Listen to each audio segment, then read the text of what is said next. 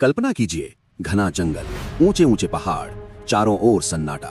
लेकिन इस सन्नाटे के भीतर छुपी है एक चिंगारी, एक ऐसा नाम जिसे आंध्र प्रदेश के आदिवासी आज भी मन्यम वीरुडु यानी जंगल का वीर कहते हैं। वो सिर्फ 27 साल का था, लेकिन उसने ब्रिटिश साम्राज्य की नींव हिला दी। उसका नाम था अल्लूरी सीताराम राजू।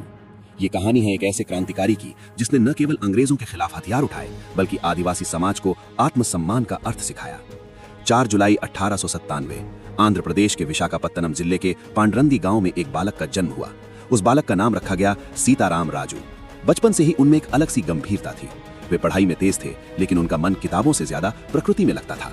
कहा जाता है कि वे घंटों जंगलों में घूमते रहते, ऋषि मुनियों की तरह ध्यान लगाते, योग और आयुर्वेद का अध्ययन करते। धीरे धीरे लोग उन्हें एक आध्यात्मिक युवक के रूप में देखने लगे। आदिवासी समाज उन्हें देव पुरुष मानने लगा। उस समय अंग्रेजों ने मद्रास फॉरेस्ट एक्ट लागू किया था। इस कानून के तहत आदिवासियों को जंगलों में खेती करने, लकड़ी लेने और अपने पारंपरिक जीवन जीने से रोका गया। जंगल जो उनकी मां था, उसी जंगल में उनका प्रवेश अपराध बना दिया गया। अंग्रेजी पुलिस आदिवासियों को पकड़कर जबरन मजदूरी करवाती, उन्हें पीटा जाता, अपमानित किया जाता। सीताराम राजू ने यह सब देखा। उनका हृदय विद्रोह से भर उठा। 1920 में महात्मा गांधी ने असहयोग आंदोलन शुरू किया। देश भर में आजादी की लहर उठी। सीताराम राजू भी इस आंदोलन से प्रेरित हुए, लेकिन उन्होंने महसूस किया कि केवल शांतिपूर्ण विरोध से आदिवासियों की रक्षा नहीं होगी। उन्होंने तय किया, अब जंगलों में गुरिल्ला युद्ध होगा। 1922 आंध्र प्रदेश का रामपा क्षेत्र, यहीं से शुरू हुआ रामपा विद्रोह। सीताराम राजू ने आदिवासियों को संगठित किया, उन्हें युद्ध कौशल सिखाया, छापामार शैली यानी गुरिल्ला युद्ध। वे अचानक हमला करते, अंग्रेजों के पुलिस थानों पर धावा बोलते, हथियार लूट लेते और फिर जंगलों में गायब हो जाते। अंग्रेज हैरान थे। एक साधु जैसा दिखने वाला युवक उनकी सेना को चुनौती दे रहा था। ब्रिटिश सरकार ने उन्हें पकड़ने के लिए भारी इनाम घोषित किया, लेकिन आदिवासी समाज उनके साथ खड़ा रहा। उन्होंने कभी अपने नेता का स्थान नहीं बताया। एक रात घना अंधेरा, राजू और उनके साथी चुपचाप पुलिस स्टेशन की ओर बढ़े। अचानक हमला, अंग्रेज सिपाही घबरा गए।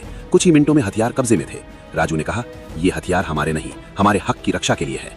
उनकी रणनीति इतनी सटीक थी कि अंग्रेज महीनों तक उन्हें पकड़ नहीं पाए। 1924 ब्रिटिश सेना ने पूरी ताकत झोंक दी, विशेष बल बुलाए गए।